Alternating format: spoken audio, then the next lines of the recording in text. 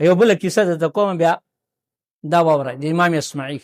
کلام ګوره اثر ګوره د کلام عرب اثر څومره دی. زمنګ مثال خو دغه دی که نه بینس کې آگے بین بجانا مې خو ته کته بین وای نه هغه خو نه پیږي که نه بین معنی وچته ناګن پیږي که نه. فصاحت او بلاغت د قرآن ګوره دا د الله کتاب دی ګوره تاسو ته خیمه لکه امام اسماعیل یو ځل زما ذکر ته بار ته وتم د کور نه نو تاسو به ګورئ د عاشقان چې کمی که نه دا مینه چې کوي دو په هر ځای باندې لیکل کوي. څه لیکل کوي؟ شعرونه لیکي، کله څه لیکي، کله څه لیکي، کله په لوټو لیکي جومات کې، کله په دیوارونه لیکي، کله په یو غټه تیږه ده لکه زموږ وطن کې داسې مولوي صاحب ته پته ده غټ غټ کمرې دي صفا کمر دی په هغه باندې یو شاعر راغل دی عاشق دی هغه څه شعر لیکل دی. امام اسماعیل زما ځیګر ته بار ته ووته ما چې ګورم چې دا څه چل دی لکه چې ګورم نو دغه یو کس راغل دی جو په دې شعر لیکل دی په دې ګټه باندې جمعه ورته لاندې جواب ولیک هغې باندې چې دغه شعر دا کې وی الا یا معاشر العشاق بالله خبرو الا یا معاشر العشاق بالله خبرو اذا خل العشق على الفتى ما يصنعو. اے د عاشقانو ټولګیا اے د عاشقانو جماعتا الله مانی شي د الله لپاره ماته خبر راکړئ چې عاشق مانی شک پریوزي نو دې څه کوي. اوس دې ګرفتار شو د په عشق او په محبت کې نو لهدا دې به څه کوي. وسو دا شعر لیکل امام اسماعیل ما ته جواب لاندې ولیکل لکه هغه د العجب ته ما څه وکړو چې دا د العجب خو ګټه باندې لیکل دي راشه چې ما ته په لاندې شعر جواب وکړو په هغه وضع باندې نو ما ورته وی یکتم سره او دارنګ خبر راز دی پټي یو دار الهوا و یکتم سره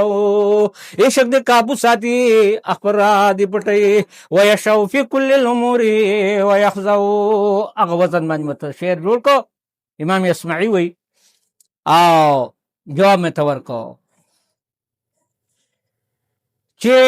دا معاملې د دباو کې ساتي او دارنګ عشق او دارنګ چې صبر دی کوي او د الله نه دی غواړي الله ته عاجزي کوي چې الله دې مصیبت نه خلاص په هغه وزن مونږ چې بله راشله زه بیا مازدیګر ته وتم چې بار ته وتم کېدی شي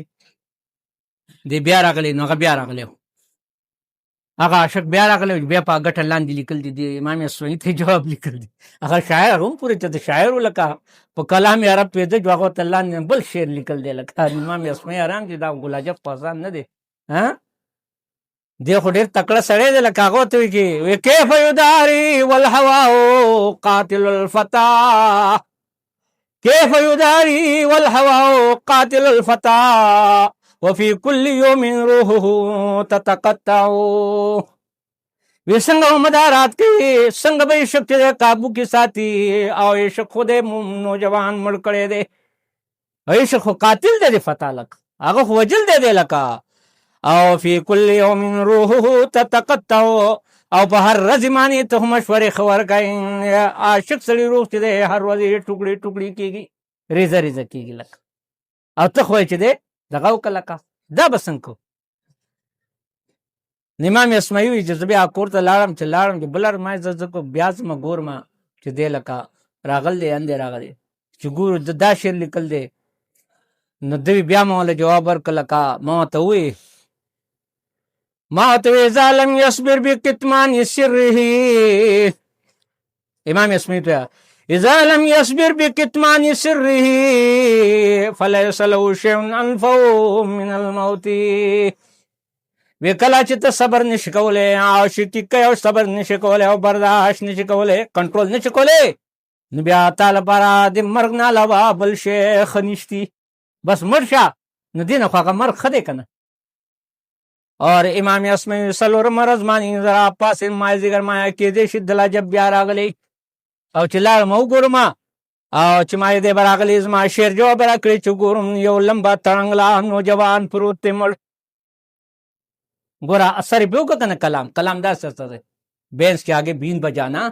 پہلے قرآن پہ اثر مانی پہ عربیت پہ اثر مانی آرے سڑے خود نہیں پیگی کنا